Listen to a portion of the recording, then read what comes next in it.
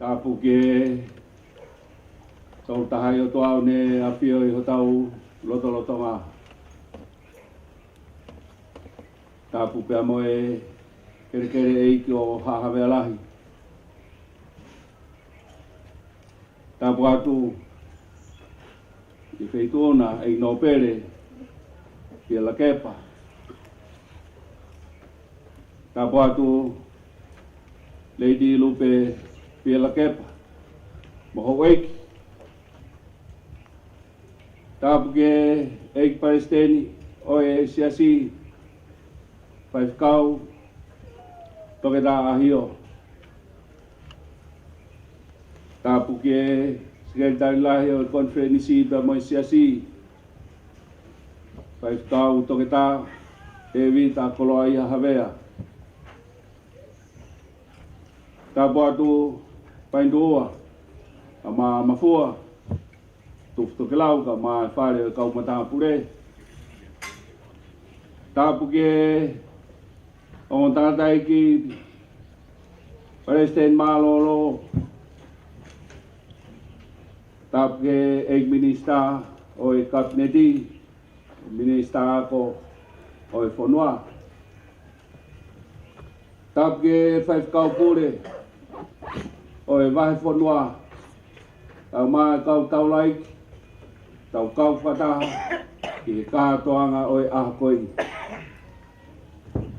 tap ke pamau polis malolo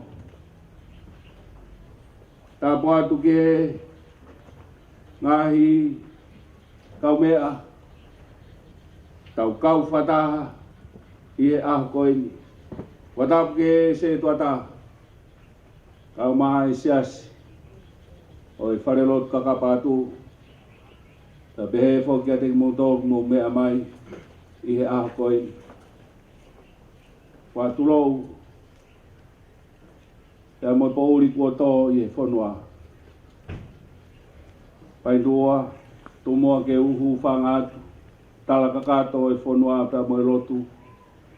Ka e tā mo e motuani, ke whakakato a e whatongia o e aha koe ni. Whiawhia lai ke whawhawhai atu. Ai sias we siriana tawatai na tonga. O kai ngalotu havelu toke lau. Ke talitali ai feitona e no pere fila kepa ka ma lope. Ta moho mo fare. Yo moanga rei ka mo mea mai ke tau katoanga. He koho katoanga. Ta poatu whiawhia ke talitali rea e presidente o siasi sekretari lahi kau ma si kau five kau kau whakaf pia mo siasi i he aha koini whiawhia ke talitali rei ki motor i he aha koini tūmoa ke kamata ai kātoanga o e ahoni kore ke whaiwa pia mo kau hiwa ke ne tataki ta ko kore whamore more atu tau mui pe ki he polkalama malo.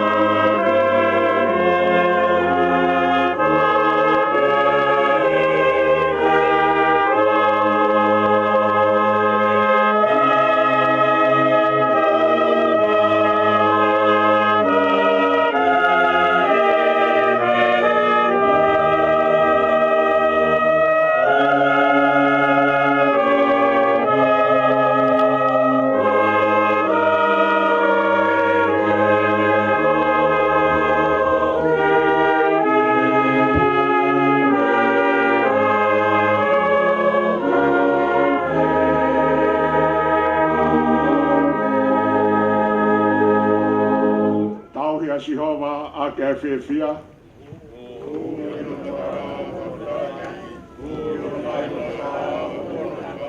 Mo womi ke tau ho mo punou. Tau tōro toi a o si hova na ne ngahi ki tau tōru.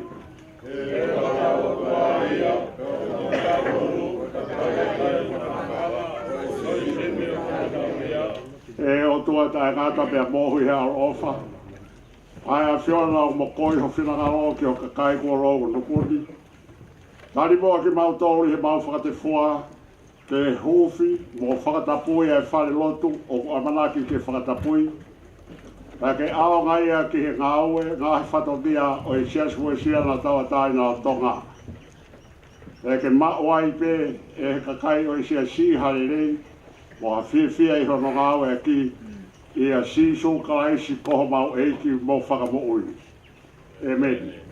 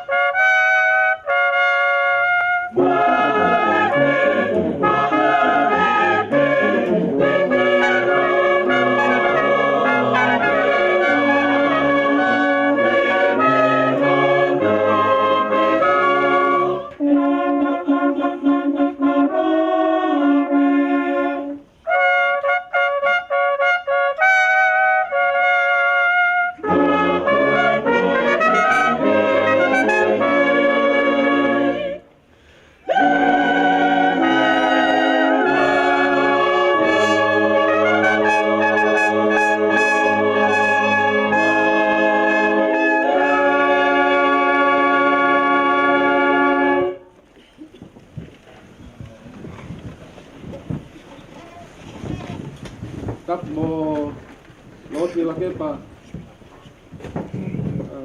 leiti lupe ki la kepa mo ei tap mo mahua pain dua mo mata pure ko kore ke ku fanga ka tap ka to go se no afaki ta mo motu ata iloani ki faka ka to fa mata nga awe ki nga awe ko lava pe ka ia harea ta la kitua ya ko kore e hufanga he lote rei a tau ei ko si su ka si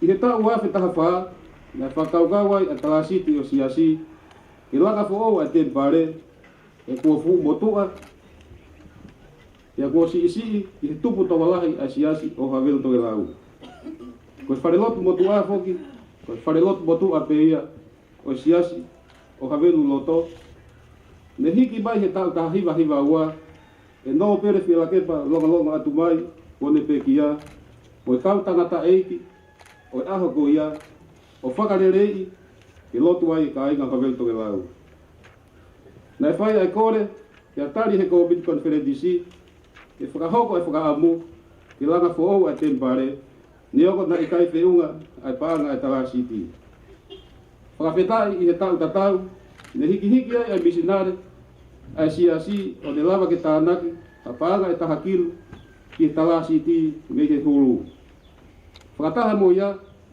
na fai a ngahi konset whenga paanga ai siasi i he ngahi siasi we siriana e ni ihi o tonga tapuni pe o mawai hapanga e fitu mano tahafe wangi au ika ia ko ia pe ne fai he hega ki no sila ke na takimu ape atakatai fai fekau ko potunga we te vita kava e fiaf makalahi te mui folau ki ai a viri waka paia paula finau mosa te ki koloi o whakahoko ai hangahi whenga paanga i he gahi siasi kehe pe i no sila nai ma wai hapanga e taha kilu ma fitu afe uangiau tonu wau se te walu fitu o hu mai aki ai ko ngalahi o nau langa me no sila ai ane feunga mo paanga e hiva mano tonu afe ni mangiau ni maua nai whakamonuka e whare lotu motua e lotu vila kepa he aha ono o me uafe taha ono o hiki ki he konga api fo au pe i hono tofi a o ne fuaki mai mo e siasi kai kamata hono langa o te pare fo o na whakahoko pe ai hiki e whare lotu i whengawe aki pe a siasi mo e kai ngalotu o kawelu loto o taki pe he o tangata ek whai whekau te a moiongo tufunga o orion maanoa mo tonga lutui te a tokoni pe a siasi o kawelu loto te a moe tautupu o e kolo na e osi mau pe foki ai area mono talanoa i o ngā wen e tala siti o siasi pa na e osi tari ke whahoko e he kautaha ko e Hamala Construction a hono langa fo o e whare lotu pa na e tari i he mahawinga ko e ono kilu ma ni mamano na e kamata a hono langa o te pare aki hono tanu pou e he ho e iki lot whiala kepa i he aho oua o siulai uafe taha no mo e tau mua ke hufi te aho ua tolu o Tiseba uafe taha no ni lere ipe a ngā ue o au ke hikisa o whare lotu he aho wano o Septemba uafe taha no e hiri goia da iaha ki Paloparema o taofi ai ia mahina taha a ngā ue ka whakakato ai pe miti i e tūtūni ai potu ngā ue ngahi ngā ue lalahi ne tokitari he potu ngā weni, ke hoko atu ai ngā ue, i aho wataha o Novemba uafi taha no. Ne whai ai hatu tūni, ai tala siti, ke ririu ai aho hufi o te pare, i aho wanima o Februari uafi taha fitu, ke whakapapau e kakato lerei gai ai ngā ue. Ne hoko lerei atu pe ai ngā ue, ka niongo na ia pe ai ngā hitoloi, ka ne kei taumu a pe a takatai whai ke kau pure e wahenga, pai whekau e potu ngā ue pe a pehe ke tufunga ke hufi ai whare i ahu anima Februari o tuafi taha whitu ai a koe ahoni. I he lotonga koi a hanolanga e whare lotu, ne toi tuotoni pe a tala siti, ke whakalahi ai api nofuanga e whai whekau, ke ana relawa lerei pe mo ngā ue koia i he tau mai ai eiki. O si a rea ke whai whakamalo, me whai whekau pure wahenga, ke vita latai la kepa, whai whekau e potu ngā ue, e vita kawa te fiafu wakala, mo e tae ngā lotu e siasi o hawelu tō e lau, e ngā o e kawhakafa ko lavani. Tumua ke whakawhetai, ko e whakamalo ki he o tua mawhi, ko ia ai tufu ngā, ko ia ai tāki mua, ko ne tuku ke hoko e honi, ka ke tuka e ngā wen ke kakato, ko nolanga, o whare lotu, ma hono kakai. Whamalo lahi ki takatai Palestini, tau maa ko mit konferensi, kono tari e whahapa e ngā wen, watai whakamalo o to hunga mon ki ho eki lo whiala kepa e Palestini skeri tai lahi mu hawhai whekau i ngahi lotu huwhia ko toa pe ki ngā wen. Ka māoat ki kai ngalot ko toa pe, mo kai ngā ofa ko toa pe, tongani ka pehe ki murina, ki ngā hitokoni ko toa pe, ki mōwhai o lawai e ngā wen. Wa mālo ki whai whikau pūre, o New Zealand o Pilipilise, no tari rei, a whai whikau, ai maa si kau wholau na whai ki New Zealand. Ka mālo ki kau whai whikau ko toa pe, kai ngalot ko toa pe o New Zealand. E mūtari rei, ai whakahemata na whai atu. Ko ngā wen ko kakata. Ka mālo lahi, ki ngā sias ko toa pe i tonga tapuni, e mūtari rei, ai ngāhi whenga paanga a siasi o hawelto e lau na whai atu ka mūngahi. Ka mūngahi siasi, pa pehe ki ngāhi tokoni ko toa pe, mō whai o lawa ki whakakato ai ngā wen. Ka mālo loto honga moni, ya rei ki lupe te lakepa, me whare hou e ki, i he tokoni mai ai ngāhi nau sakala meniti, ke ngā wea ki he whare lotu. Ka mālo ki whai whekau mo siasi o hawelu loto, o mō tokoni whakatao kete ko toa pe, ki he ngā ue ko lawani. Ko honga moni ki siasi o hawelu toke lau, a ngāhi tokoni ko toa pe ne mō whai, o tonga e ngā ue. Ka mālo ati he pakipaki hawelu loto, ki he tokoni ko toa pe, ko i piriki ko toa pe o ngā uen o mō tokoni. Ka mālo loto honga moni, ki he whamiri o mere latai sa mate, ka montunga ati ko Daniela Lolohea, whanonga loa. I he manatu ofa ki tangarai whai whikau maa lolo, malakai niu sa mate, kai o maa ai onga whae, o te pola whanonga loa, ki amo Luisa whanonga loa reisi, ka kua na nau mama o atu, fuaki ai a ngahi nau koe ni ki whare lotu. Koe puha o e fuakawa, koe sea o e tuunga malanga, koe te pire mo sea o e whare lotu, koe puha ki he tuunga mo e te pire whai lotu, koe sea mea anga e hou e iki, mo e side table, koe tuunga ki he rea e ua. Koe sea whare lotu loa e tolu, taha ki tawhaaki o hou e iki, mo e ua ki tawhaaki o whai whekau. Ta mo e tuunga vasi e whaa. Whakamalo lahi, i a whangatapu, mo ane whunaki, mo e whamiri, i he takoni ko toa pe, te ona whakanau uhila kakato, o e whare, ta mo e mea ngā ue whakare o lahi, i e whare lotu. Ko e whare ni ko ho tau whare ko toa pe, o i heni ho fo i whao, o i heni ho fo i piriki, ho fo i maka, ho sa volosima, ho la i kapa, ko ho kapawari, ta mo ho wa papa. O tau kau ko toa pe ki he whare ni, ko iola o whitaki dima mo se pou atu. Ia moni a rea, ko kau taha e whamiri pe e taha, ko e pure anga malo. Ko e whakamatala paanga ki he ngā ue, hange koe ko mou mea i, ko e paseti e tufunga, ko e ono kilu maa 5 manu. Ka ko hono whakahoko o i ngā ue, ko e whakamore ki hono hiki o whare lotu, whakalahi o whare no whanga, ka mono langa whau e tempare, whiunga whakakatoa e mo paanga, whakilu, tahamano, uafe, warungiau ni mawha, senite ni mawha. O whahauwhi e siasi hau, wautoa lau ai paanga e uakilu tupu, me he patseti a tufunga. Ka mone lau, ngā ue lahi, e whamore sisi. O ko whamori na i kai whaingofua e ngā weni, e nai lahi pe e ngā whaingata na ki tauraki mo ngā ue. Ka tai tū taula pe e tui, wai whikau pure e mahinga, wai whikau o potu ngā ue, tufunga, kau maasi kau ngā ue, ne kei waka pe e o tua, o tau kau ngā whakamooni whakataha, ki kakata o ngā weni he ahoni.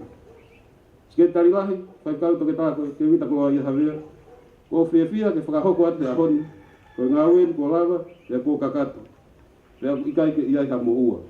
O ku kei toe pe se ni ta la siti i tongan, ke kei toe pe i New Zealand. Malawa pito, tua wha.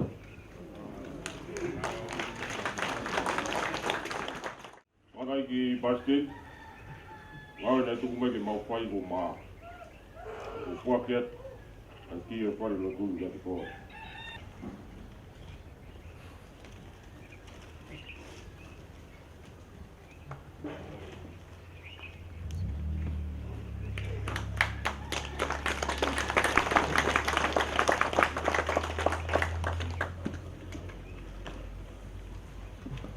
Wawai tamanu e alu malau mare maanyoni. Mo sias wesi yang tahu tanah tonga, konferensi pamalo atu uri ina ano ka mawe i ngawe o mo fai i wapa tamai mo alo o long mari e ma on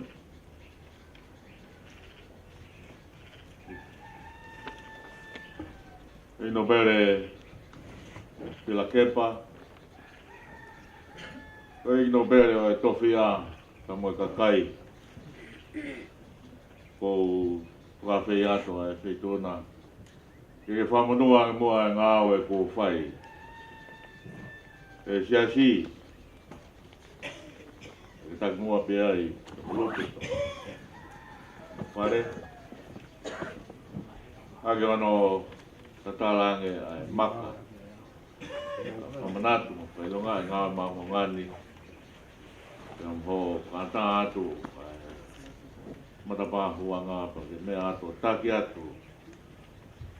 Au ka kaipa mo e siasi. Ke whakamofua ai ke whai aki. Ai tauhi o e lotu ki o tua aku moni, o tua aku ui.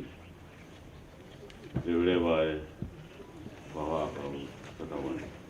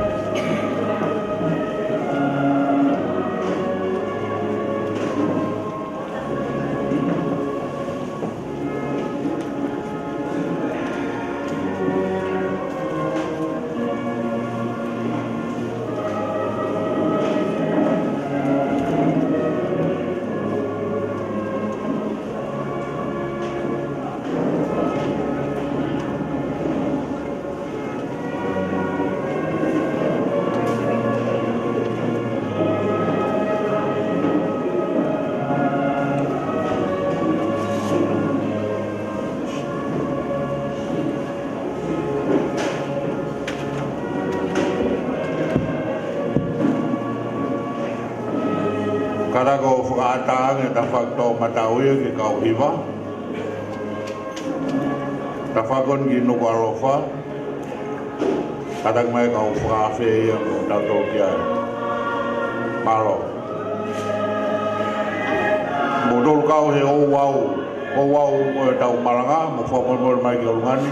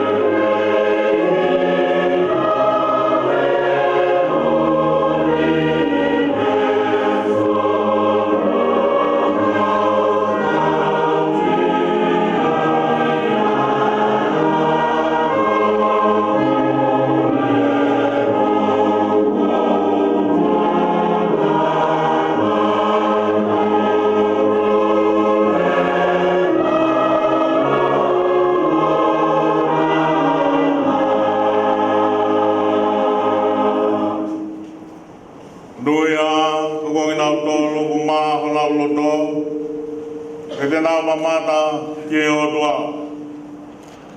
Ko hae hake ki mo ngā o si hoa. Koe au ni mamaa, mo loto ata ata. Ki tau loto. E o tua maani o ni ange whau. Ta takunga maulu toke maa ki iwi o lau maari maani o ni. Ka mau ka kapa atu. E maulaka atu heni me potu topu ta puni.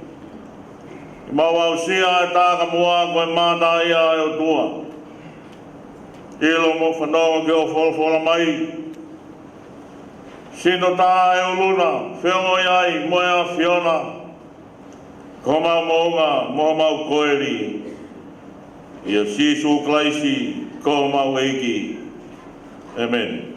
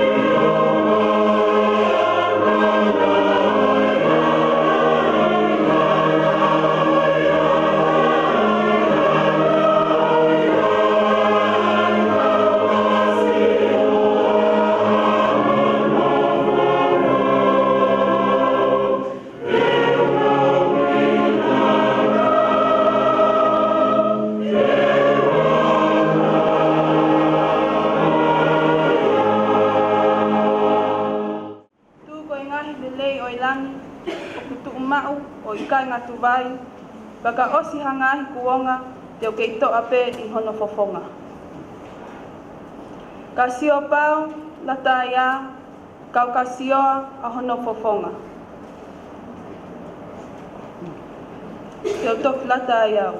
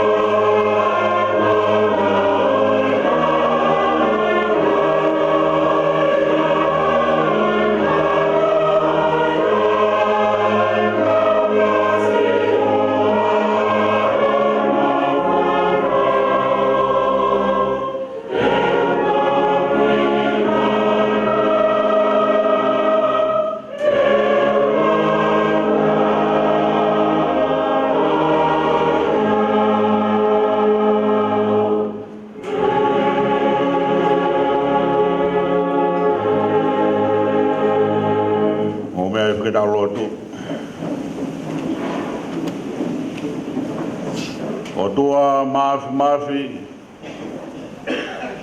ko lata anga ai a Fiona. Hange ko hiwa ko mau same ai o ku whakalata o whakatopu nofo ma o ku whakatopu tui pe ki tai ai ilo o ku lelei ai a Fiona. Ko lelei ai pe ko ia maa mo hao ai ai whakatopu ai tau he uke whai pe o lelei mo hao ai ke whahinga o e tangata ke toka e ne whakatua meri e o i kai ki hato e tahange ka koe a Fiona pe o tui ki ai ai siasi pe ko hinga ia e mau uki ai lotu mo tauhi ai ngā he pot ngā we he o kulelei ke lotu ai ka kai me mo e whanua ki he a Fiona. Mau mui mai ai e gno pere whelgap kau maa ono whare lupe kau maa e whanau kau maa paindu hua mo kai ngā lot o haweru loto mo haweru toke lau ke maomi o mata ai lelei o ngā ue mori ak mo ui ko e whamatala o e nau ofa o whai ke lot lelei ai a Fiona.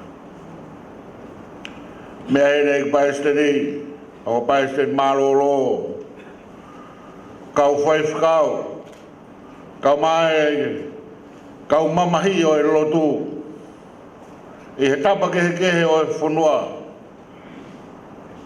hene e minista o e kabineti o mai kau whawhawhonga o e ngahi kau taha Peko mui mai ai e ngahi whamiri ko e kau mate aki o e lotu me otu murina ke mau kau whadaha i he pongpongini ke higi ake mo hapai e mau whawhedai he o kulelei ai a Fiona o ku taingata ho alo o wha ko mea lerei ke mau nofo mau i he whare o e a Fiona pea ke whai pe o lau i kuonga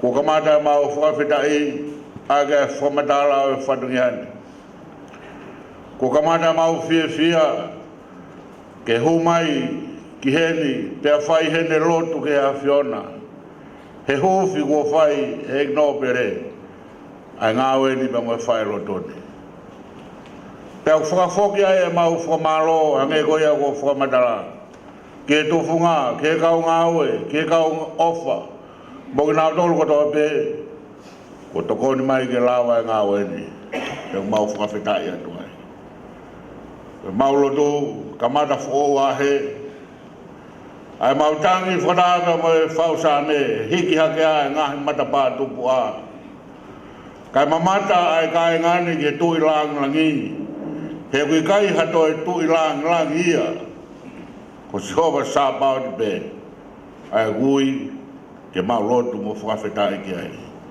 tāpok mai e whatungia koe ni o siasi e tuku heng pae seri hakroa o e ongo sia mo e fia ai mamahi mo e puputu take tatala whakataha katoa pe ia mo ngahi matapā kai hoko e ahoni kai kamataanga o e mau mata ai tui lang lagi ko hiki mau lata e whaleni mau whiomi ki hene o whakaonga e ongo sia ke lata mai ki heni pa moho ka kai ke lotu o wheloak e moe masi moe maa moe hawa e tau hiaki a whiona ho ka kai ko more e mea koto pe kua hiri ke hulo aho maa o tataki mau dolu e whatungiani ka maa e kaha tau i whatungia e whae ka ngani ke lang ia a whiona ke mauro tu ia e huafa Sisu Christ ko aro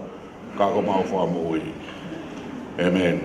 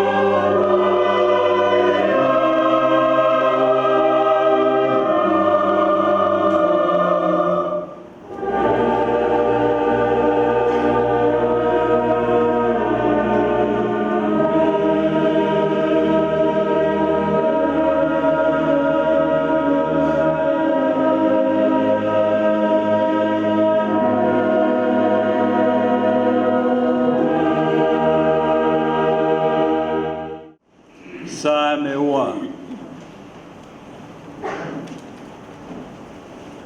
Koe haa kua fute e ngai kakai. Rea ku whakakau mō noa ai ngahi matakai.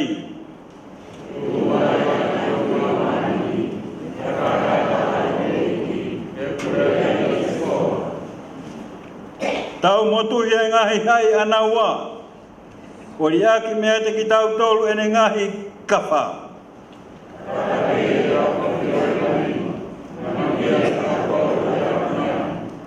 Toki whalafola ia ki ai e ene ita. Pea i hene hou hou o kune ai ke na wirifia.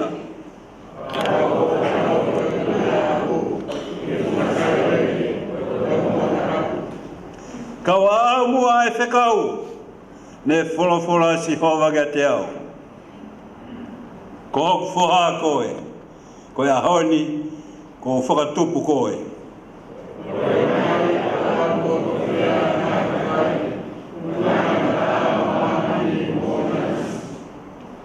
Teke laiki ki nau tolu ake se pita uka mea.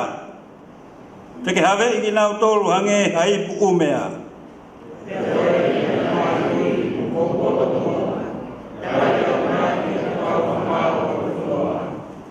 Tau hea si hova mo mana wahe o fia fia tete tete pe.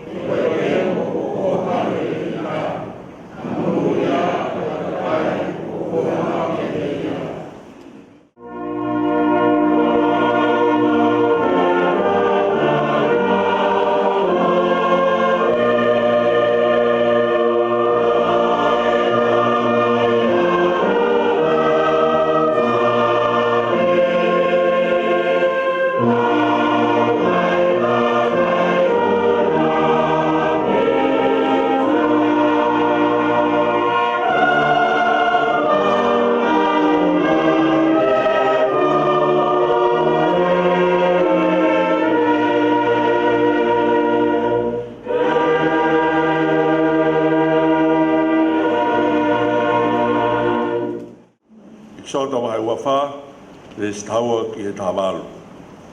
E whalafola si owa ka Moses, aluhaka ki a te au ki e muunga, ono fuai, pa te watu ka te koe, a ngahi makatohi, mo e lao, mo e ngahi tūtū ni, ai a kua tohi ai. Koe uhi, ke ako ia ka te kinau tolu. Te tuhaka Moses, mohono tauhi ko sio siua, pe aluhaka Moses ki e muunga o Elohimi. Kaka pehe eia ki he kau mātua, moutatari i he kia te kinaua, kai oua ke mawhoki mai kia te kimoutolu. Pea koeni, o mo iai, mo elone, mo hua, i longa ia o ku iai ane mea ke ne unu kia te kinaua. Pea arohaka Mosese ki he mounga, pena e ufi e mounga he ngahi ao. Pena e toka e koloria o e iki i e funga mounga ko Sainai.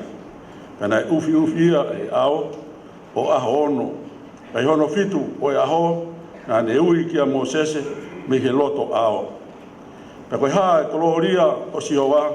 Pena e hange ko e awhi whakaauha i he tumutumu mounga i he sio ki ai ha Isleri.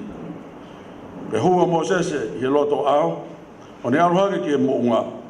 Pena nei he mounga a Mosese i he aho e whaangofulu mo e pō e whaangofulu. Amen.